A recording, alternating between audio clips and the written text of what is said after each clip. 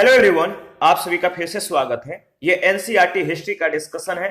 आज का टॉपिक है मध्य एशिया से संपर्क और उनके परिणाम। यह अध्याय 11 है।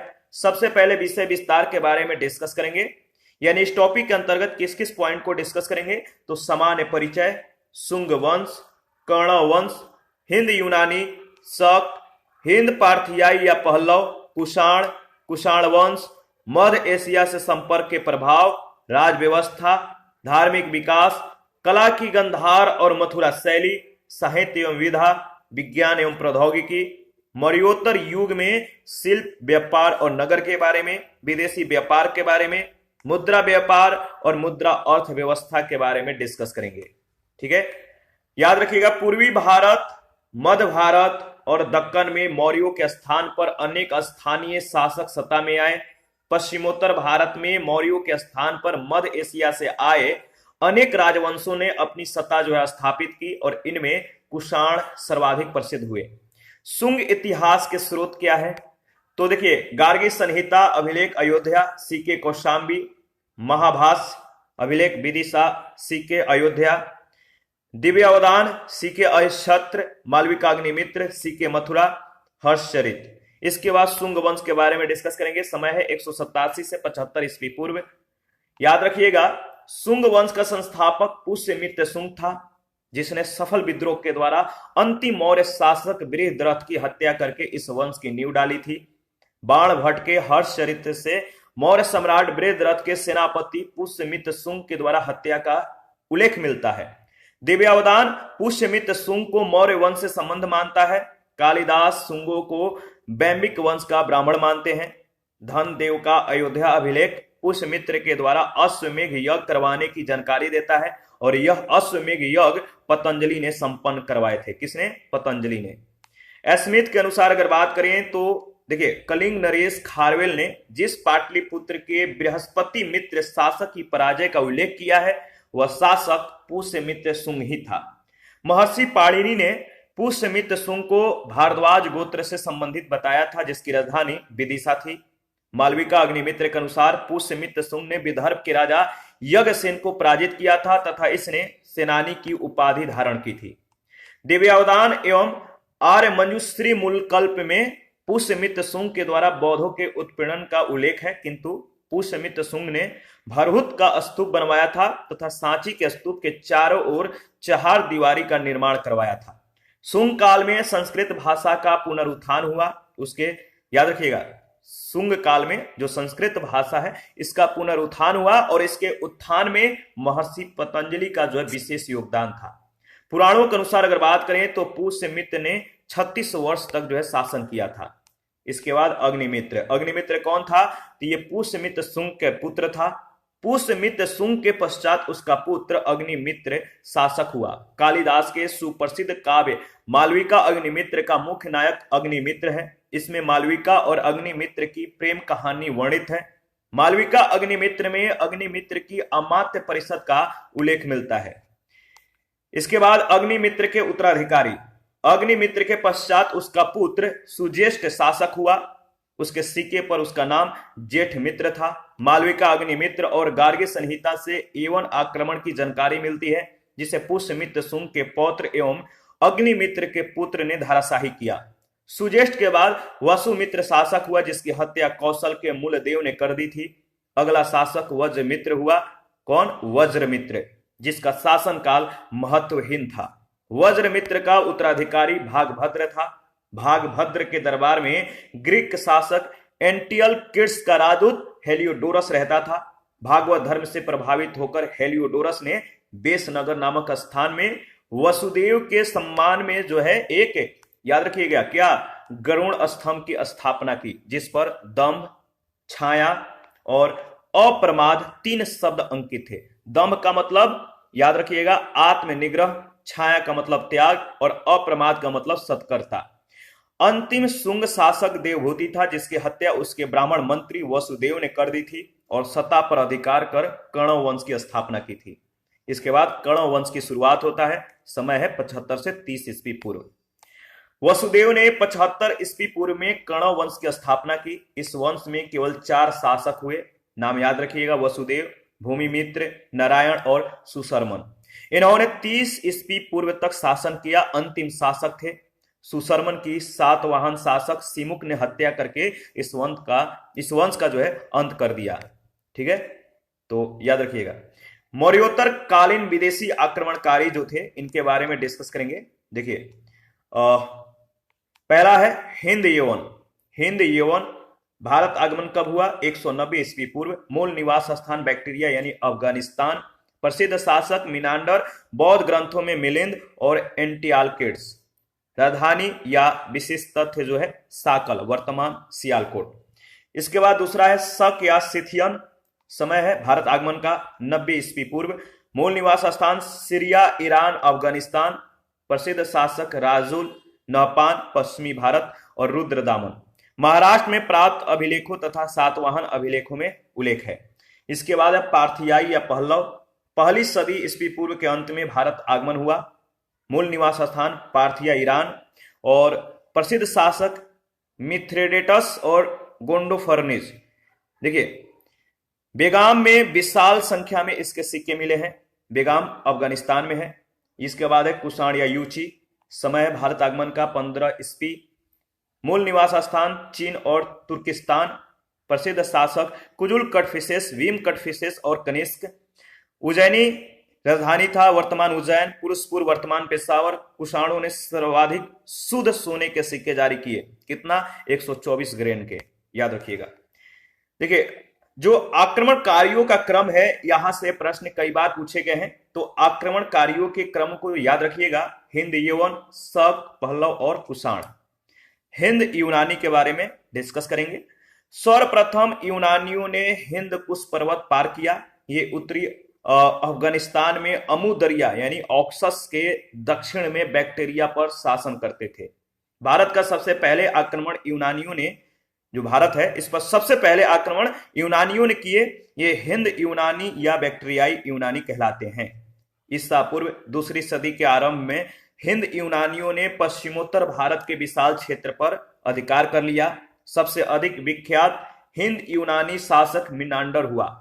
165 से 145 ईस्वी पूर्व इसका समय है। वह जो है मिलिंद के नाम से भी जाना जाता था। मिनांडर को मिलिंद के नाम से भी जानते थे। उसकी राजधानी पंजाब के साकल में यानी आधुनिक सियालकोट में थी।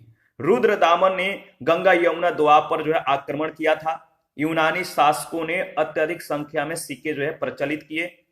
हिंद यूनानी भारत के पहले शासक हुए जिनके प्रचलित किए, क्या हुए? जिनके प्रचलित किए गए जो सिक्के हैं, इसके विषय में निश्चित रूप से कहा जा सकता है कि ये सिक्के किन किन शासकों के हैं। तो याद रखिएगा, हिंद यूनानी जो है ये भारत के पहले शासक हुए जिनके प्रचलित किए गए सिक्कों के विषय में यह निश्चित रूप से कहा जा सकता है कि ये सिक्के किन किन शासकों के हैं। सर्वप्रथम हिंद यूनानियों ने सोने के सिक्के जो है प्रचलित किए थे। हिंद यूनानी शासकों ने भारत के पश्चिमोत्तर सीमा प्रांत में यूनानी कला को संरक्षण दिया, जिसे याद रखिएगा हेलेनिस्टिक आर्ट कहते हैं। क्या कहते हैं? Hellenistic art. भारत में गंधार कला इसी का मिश्रित रूप है, गंधार कला। इसके बाद शक के बारे में देख लेते हैं। यूनानियों के बाद शक आए, जिसकी 5 शाखाएं थी, 5 ब्रांचेस था, और प्रत्येक शाखा की राजधानी भारत व अफगानिस्तान के अलग अलग भागों में थी। शक की पहली शाखा ऊपरी दक्कन में स्थापित हुई। दूसरी शाखा पंजाब क्षेत्र से संबंधित थी, जबकि तीसरी शाखा मथुरा में और चौथी शाखा पश्चिमी भारत में। शकों की 5वीं शाखा ने ऊपरी दक्कन पर जो है अपना प्रभुत्व स्थापित किया था। देखिए, शक सिथियन नाम से जाने जाते हैं। शक जो है सिथियन नाम से जो है जाने जाते हैं, और भारत में शक क्षत्रप कहलाते थे। भारत में जो शक थे ये क्षत्रप कहलाते थे। लगभग 57 से 58 ईस्वी पूर्व में उज्जैन के एक राजा ने शकों से युद्ध करके उन्हें पराजित किया और उन्हें अपनी सीमा से बाहर जो है खदेड़ दिया। उसने शकारी विक्रमादित्य की उपाधि धारण की। विक्रम संवत उसी के नाम पर 57 ईस्वी पूर्व में शकों पर उसकी विजय से जो है आरंभ हुआ। याद रखिएगा 57 ईस्वी पूर्व में। इसके बाद है रुद्रदामन। समय है 130 से 150 ईस्वी, और सबसे अधिक विख्यात शक शासक रुद्रदामन प्रथम हुआ। सबसे अधिक विख्यात शक शासक कौन हुआ? रुद्रदामन प्रथम। यह उज्जैनी के शकों में सबसे प्रसिद्ध शक शासक था। इसके विषय में जानकारी का प्रमुख जो स्रोत है इसका जूनागढ़ अभिलेख है। रुद्रदामन का जूनागढ़ अभिलेख गुजरात जिले में गिरनार पर्वत पर प्राप्त हुआ है। ब्राह्मणी लिपि में उत्कीर्ण संस्कृत भाषा का यह अभिलेख अब तक प्राप्त संस्कृत अभिलेखों में सर्वाधिक प्राचीन है। इस अभिलेख में संस्कृत काव्य शैली का प्राचीनतम साक्ष्य प्राप्त होता है। याद रखिएगा। देखिए, उसका शासन न केवल सिंध में बल्कि कोंकण, नर्मदा घाटी, मालवा, काठियावाड़ और गुजरात के बड़े भाग पर विस्तृत था। उसने स्वयं के कोष से काठियावाड़ के अर्ध शुष्क क्षेत्र की प्रसिद्ध सुदर्शन झील का जो है जीर्णोद्धार करवाया था। रुद्रदामन संस्कृत का सबसे बड़ा प्रेमी था। उसने सबसे पहले विशुद्ध संस्कृत भाषा में दीर्घ अभिलेख जारी किए। रुद्रदामन व्याकरण, राजनीति, संगीत और तर्क शास्त्र का पंडित था। मालवा के शकों में अंतिम शासक जो शक शासक था वो रुद्र सिंह तृतीय था। तो मालवा के शकों में अंतिम शक शासक कौन था? रुद्र सिंह तृतीय, जिसकी गुप्त शासक चंद्रगुप्त विक्रमादित्य ने हत्या करके प्रथम बार मालवा क्षेत्र में जो है व्याघ्र शैली में चांदी के सिक्के चलवाए। किसमें? व्याघ्र शैली में। हिंद पार्थियाई या पहलव, इसके बारे में देख लेते हैं। देखिए, शकों के आधिपत्य के पश्चात पार्थियाई लोगों का आधिपत्य स्थापित हुआ। संस्कृत ग्रंथों में इन दोनों वंशों का एक साथ उल्लेख शक पहलव के रूप में मिलता है। पार्थियाई लोगों का मूल निवास स्थान ईरान था। यहीं से वे लोग भारत आए थे। और सबसे प्रसिद्ध पार्थियाई शासक, याद रखिएगा, गोंडोफर्निज हुआ। उसके शासन काल में सेंट थॉमस ईसाई धर्म का प्रचार करने के लिए भारत आया था। सेंट थॉमस भारत का प्रथम पार्थियन शासक माउस था, जिसका उल्लेख खरोष्टी लिपि में मोय नाम से मिलता है। माउस था प्रथम पार्थियन शासक भारत का, और इसका उल्लेख खरोष्टी लिपि में किस नाम से होता है? तो मोय। भारत में पार्थियन साम्राज्य का वास्तविक संस्थापक मिथ्रेडेटस फर्स्ट था। समय है 171 से 130 ईस्वी पूर्व। इसके बाद अगर बात करें, नेक्स्ट है गोंडोफर्निज, 20 से 41 ईस्वी इसका समय है। गोंडोफर्निज के शासन काल का जो है एक अभिलेख तख्त ए बही पेशावर से प्राप्त हुआ है। खरोष्टी लिपि में उत्कीर्ण तख्त ए बही अभिलेख में इसे गुदवहर कहा गया है। गुदवहर फारसी में इसका नाम विंध्यफण है। क्या है? विंध्यफण है। याद रखिएगा। देखिए, इसके बाद अगर बात करें तो गोंडोफर्निज के शासन काल में सेंट थॉमस भारत में ईसाई धर्म के प्रचार के आए थे। बाद में वह दक्षिण भारत चले गए तथा तमिलनाडु में उनकी सेंट यानी जो तमिलनाडु में जो सेंट थॉमस थे इनकी मृत्यु हो गई, और इस प्रकार ईसाई धर्म भारत में पहली सदी में आ गया था। इसके बाद कुषाण के बारे में डिस्कस कर लेते हैं। देखिए, पार्थियाइयों के पश्चात कुषाणों का शासन स्थापित हुआ। ठीक है, और जो यूची कहलाते थे, ये कुषाण क्या कहलाते थे? यूची। तो कुषाण वंश का जो सिनॉप्सिस है आप एक बार अच्छे से देख लीजिए। कुषाण वंश राजधानी पाटलिपुत्र या विदिशा। देखिए, इसका जो प्रथम कह सकते हैं कुषाण वंश का जो संस्थापक था वो था कुजुल कटफिसेस। केवल तांबे के सिक्के इसने चलाए थे, कोई स्वर्ण सिक्के जारी नहीं किया था। इसके पुत्र का नाम था बीम कटफिसेस। भारत में सर्वप्रथम सोने के सिक्के इसने चलवाए थे। शैव मत के अनुयायी होने के कारण सिक्कों पर शिव, नंदी व त्रिशूल की आकृतियां मिलती है। कनिष्क प्रथम देखिए, कनिष्क जो प्रथम था ये सबसे प्रतापी राजा और महानतम शासक था। वशिष्ठ वशकुषाण या वाजहेस्क या जुस्क, ये नाम याद रखिएगा। हुविस्क है, ये हुविस्क के साथ शासन किया। किसके साथ? हुविस्क के साथ। कनिष्क द्वितीय, इसके बाद वासुदेव प्रथम, कनिष्क तृतीय, इसके बाद वासुदेव द्वितीय। कुषाण वंश का जो अंतिम शासक था वो था वासुदेव द्वितीय। याद रखिएगा। देखिए, यूची जो नाम है, कुषाणों को यूची कहा जाता था। यूची नाम एक कबीला था जो 5 कुलों में बट गया था। कुषाण उन्हीं कुलों में से एक थे। उनका साम्राज्य अमू दरिया से गंगा तक, मध्य एशिया के खुरासान से उत्तर प्रदेश के वाराणसी तक फैला हुआ था। कुषाणों ने पूर्व सोवियत गणराज्य में शामिल मध्य एशिया का बड़ा भाग, ईरान का हिस्सा, अफगानिस्तान और लगभग संपूर्ण उत्तर भारत के भूभागों को जो है अपने शासन के अधीन कर लिया था। आरंभिक कुषाण शासकों ने बड़ी संख्या में स्वर्ण मुद्राओं को जारी किया। उनकी स्वर्ण मुद्राएं धातु की शुद्धता में गुप्त शासकों की स्वर्ण मुद्राओं से उत्कृष्ट है।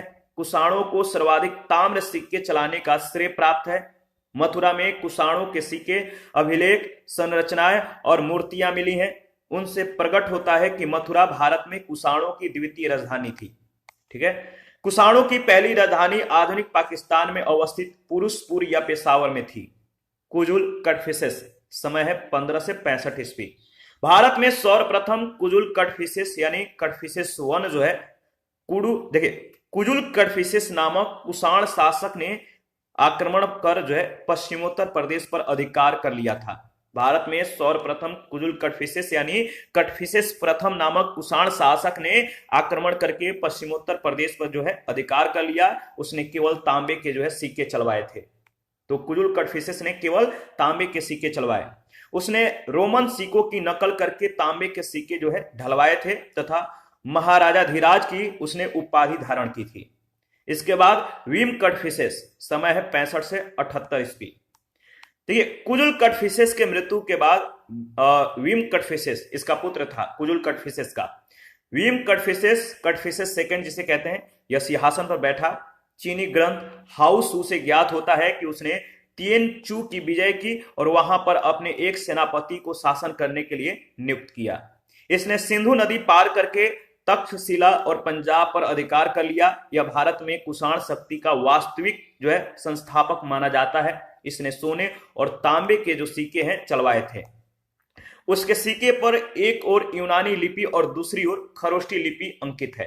तो जो विम कटफिसेस का जो सिक्का है, एक ओर यूनानी लिपि और दूसरी ओर खरोष्टी लिपि अंकित है। इसके सिक्कों पर शिव की आकृति, नंदी, बैल और त्रिशूल अंकित है, जो उसके शैव धर्म में आस्था का द्योतक है।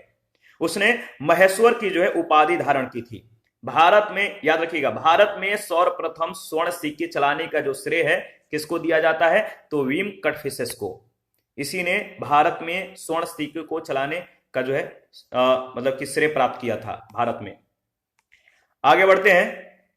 देखिए, इसके बाद अगर देखें तो नेक्स्ट है कनिष्क, समय है 78 से 105 ईस्वी। कनिष्क ने अपनी राजधानी पुरुषपुर में 400 फीट ऊंचा 13 मंजिला का जो है एक मीनार बनवाया, जिसके ऊपर एक लौ छत्र भी स्थापित किया तथा उसके समीप में एक विशाल संघाराम विहार निर्मित किया गया था।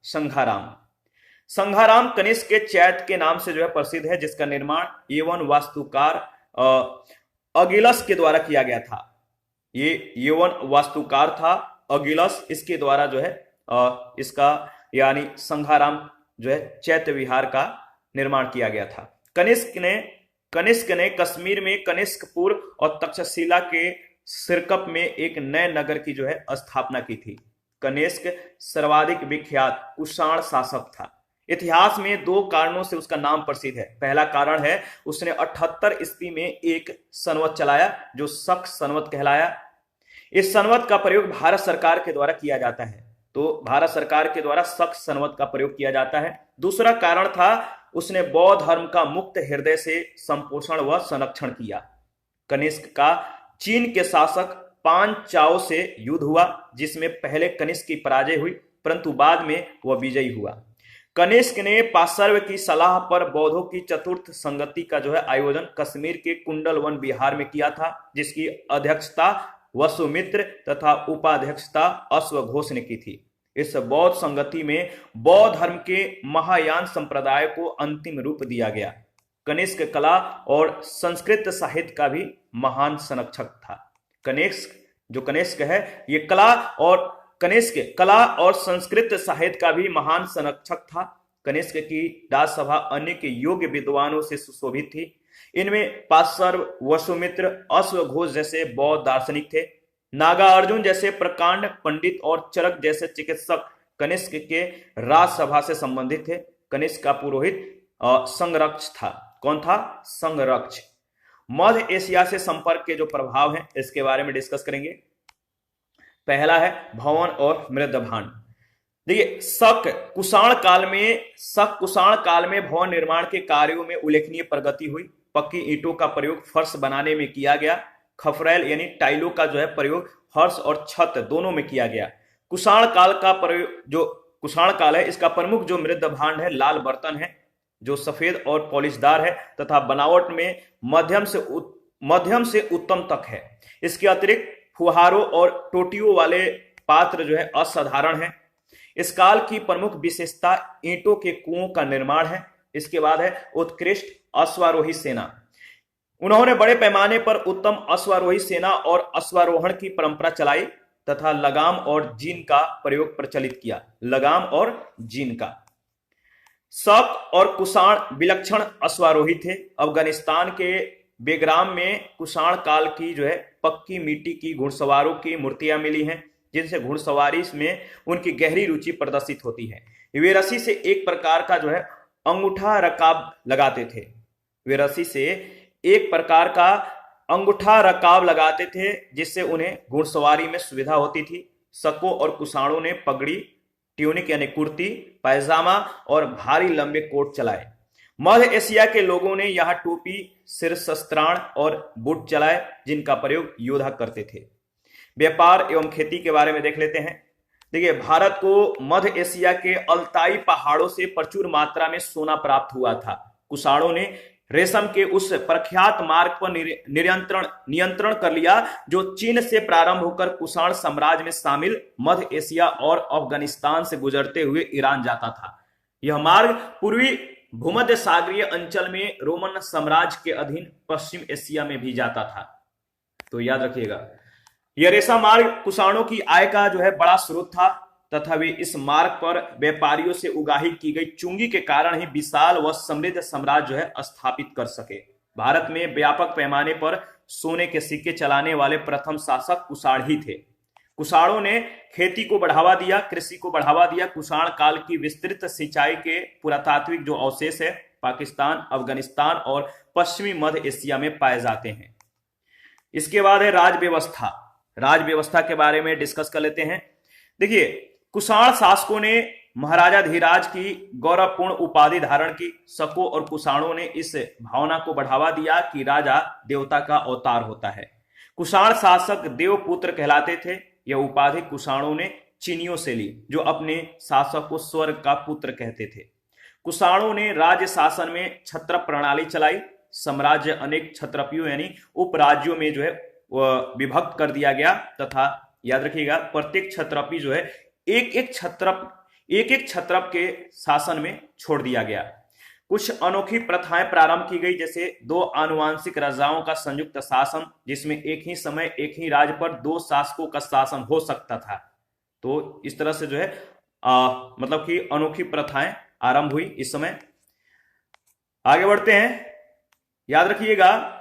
और देखिए, यूनानियों ने सेनानी शासन यानी मिलिट्री गवर्नरशिप, ठीक है, यूनानियों ने सेनानी शासन की परिपाटी चलाई। इसके लिए शासक सेनानियों की नियुक्ति करते थे जो यूनानी भाषा में स्ट्रेटोगोस कहलाते थे। क्या कहलाते थे? स्ट्रेटोगोस।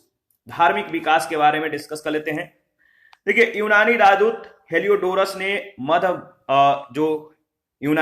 हेलियोडोरस था, इसने मध्य प्रदेश में स्थित विदिशा यानी वर्तमान में विदिशा जिला जो है इसका मुख्यालय है। विदिशा जिले का जो मुख्यालय है विदिशा, यहाँ पे जो है ईसा पूर्व लगभग 2री सदी के मध्य में वासुदेव की आराधना के लिए एक स्तंभ बनवाया गया। वासुदेव से विष्णु का बोध होता है।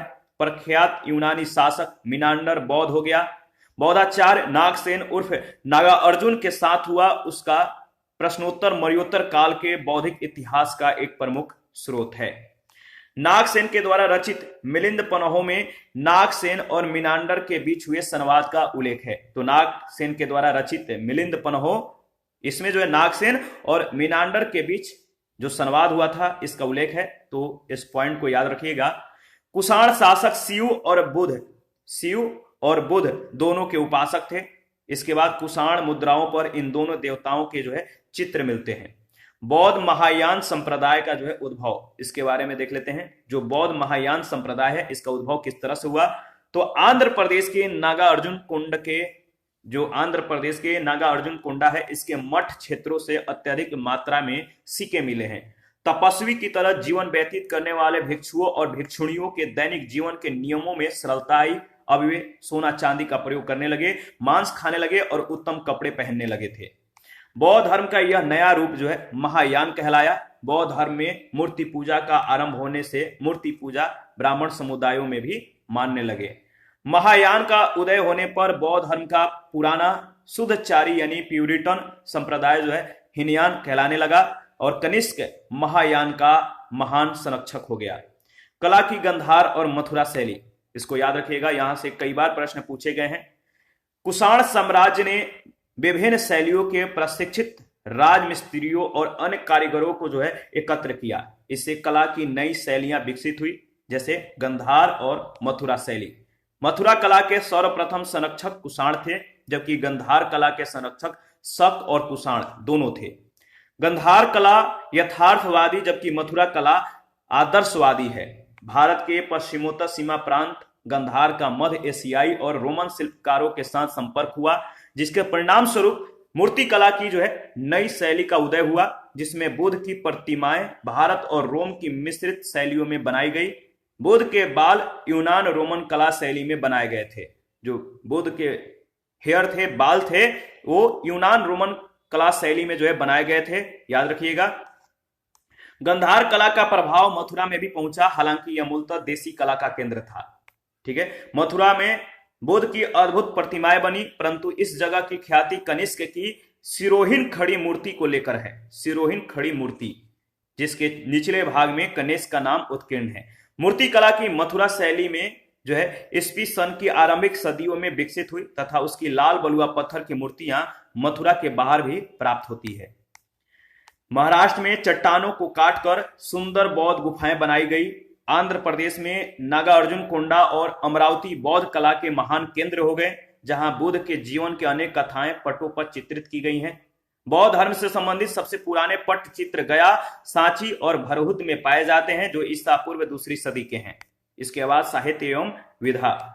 काव्य शैली का पहला नमूना रुद्रदामन का काठियावाड़ में जूनागढ़ अभिलेख है, जिसका समय लगभग 150 ईस्वी है। अश्वघोष को कुषाणों का संपोषण प्राप्त था। यह कनिष्क का राजकवि था। अश्वघोष ने बुद्ध की जीवनी बुद्ध चरित्र के नाम से जो है लिखी है। उसने सौंदरानंद नामक काव्य लिखा, जो संस्कृत काव्य का उत्कृष्ट उदाहरण है। यूनानियों ने पर्दे का जो है प्रचलन आरंभ कर दी। ठीक है, यूनानियों ने पर्दे का प्रचलन आरंभ कर भारतीय नाट्य कला के विकास में योगदान दिया। चूंकि पर्दा यूनानियों की देन थी, इसीलिए यह यवनिका के नाम से जाना जाता है। ठीक है, वात्स्यायन का कामसूत्र धार्मिकेतर साहित्य का सबसे अच्छा उदाहरण है। यह रति शास्त्र या काम शास्त्र की प्राचीनतम पुस्तक है, जिसमें रति और प्रति का विवेचन किया गया है। चरक संहिता तथा भरत मुनि का नाट्य शास्त्र इसी कला में लिखा गया। दूसरी सदी ईस्वी में पतंजलि ने महाभाष्य की रचना की। नागार्जुन कनिष्क की राजसभा में थे। नागार्जुन ने प्रज्ञा पारमिता की रचना की, जिसमें शून्यवाद सापेक्षवाद का प्रतिपादन किया गया है। इसके बाद विज्ञान एवं प्रौद्योगिकी के बारे में डिस्कस करेंगे। तो देखिए, विज्ञान एवं प्रौद्योगिकी। मौर्योत्तर काल में यूनानियों के संपर्क से खगोल और ज्योतिष शास्त्र में प्रगति हुई।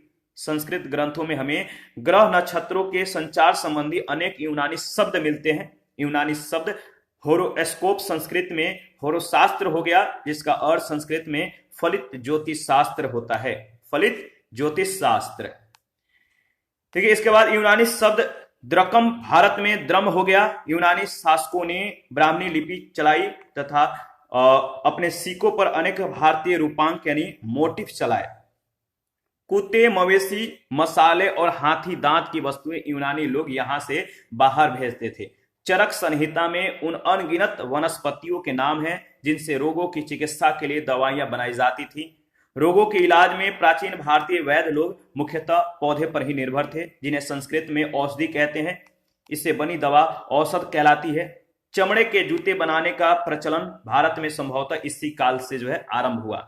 भारत में प्रचलित तांबे के कुषाण कालीन सिक्के रोमन सिक्कों की नकल थे। इसी प्रकार कह सकते हैं कि भारत में कुषाणों ने जो सोने के सिक्के ढलवाए वे जो है रोमन स्वर्ण मुद्राओं की नकल थी। सन 2728 में रोमन सम्राट ऑगस्टस और सन 110 से 120 ईस्वी में रोमन सम्राट ट्रोजन के दरबार में भारत में जो है भारत से राजदूत भेजे गए थे।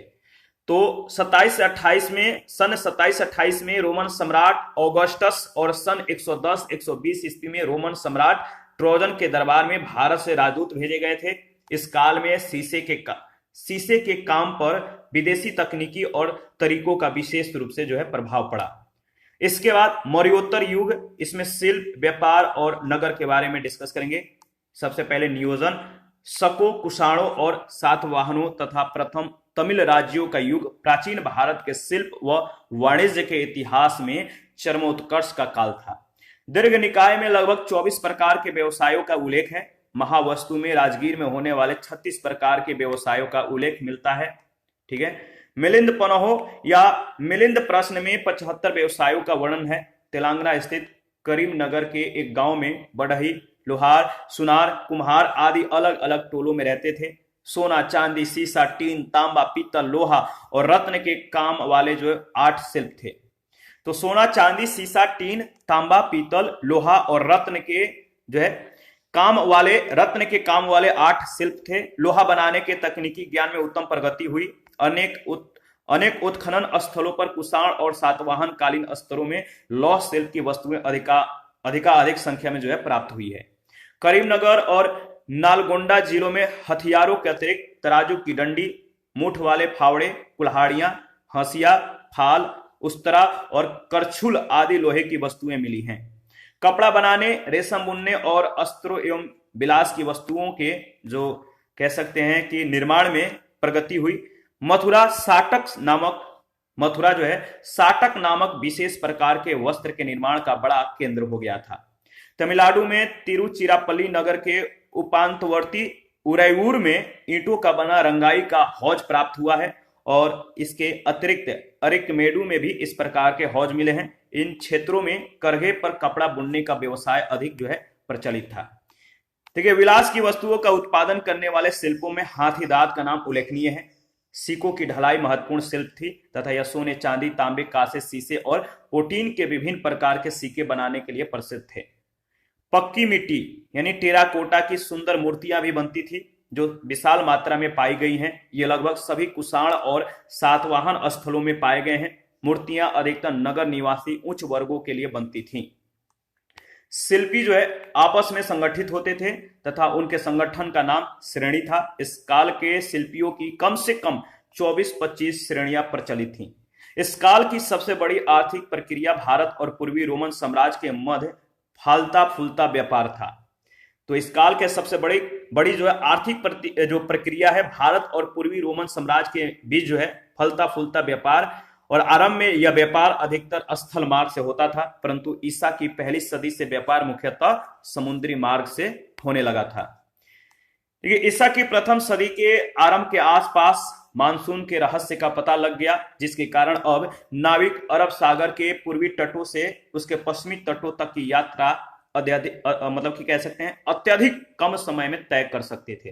तो मानसून के रहस्य का पता लगने से नाविक जो है अरब सागर के पूर्वी तट से उसके पश्चिमी तट तक की जो यात्रा है वो सबसे कम समय में तय करने लगे थे। इसके बाद विदेशी व्यापार के बारे में डिस्कस कर लेते हैं। देखिए, रोमनों ने सबसे पहले देश के सुदूर दक्षिणी हिस्से से व्यापार आरंभ किया, इसीलिए उनके सबसे पहले के सिक्के जो है तमिल राज्यों में मिले हैं। रोम के लोग हैं मुख्यतः मसालों का आयात करते थे, जिनके लिए दक्षिण भारत प्रसिद्ध था। वे मध्य और दक्षिण भारत से मलमल, मोती, रत्न और माणिक्य का आयात करते थे। लोहे की वस्तुएं, विशेषकर बर्तन, रोमन साम्राज्य में भेजी जाने वाली महत्वपूर्ण वस्तुएं थी। मोती, हाथीदांत, रत्न और पशु की गिनती विलासिता की वस्तुओं में की जाती थी।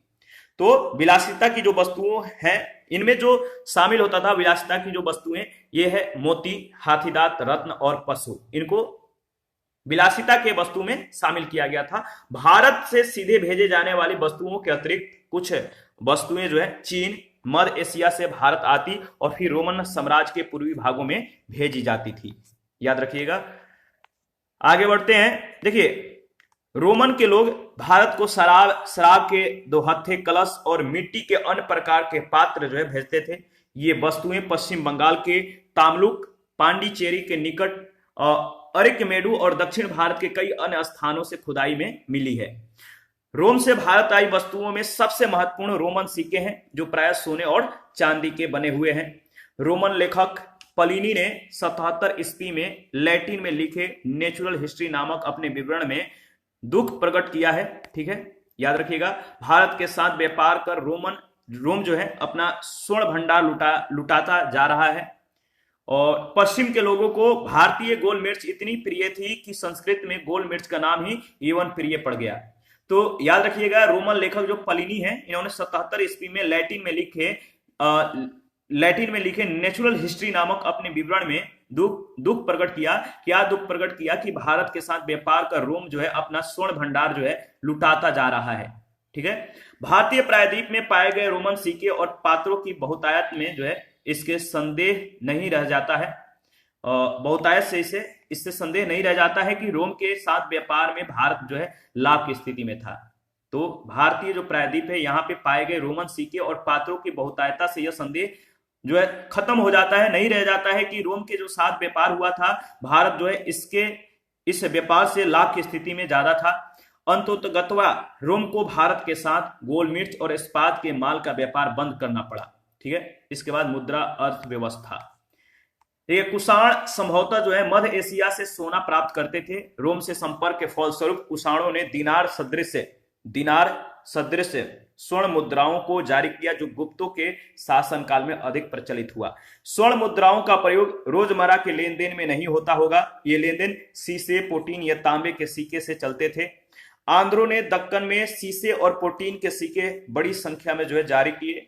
शहरी बस्तियां, बिहार के अनेक जो है पूरा स्थल जैसे चिरांद, सोनपुर और बक्सर आदि तथा पूर्वी उत्तर प्रदेश के अनेक पूरा स्थल खैराडी एवं मासून कुषाण काल में समृद्ध थे।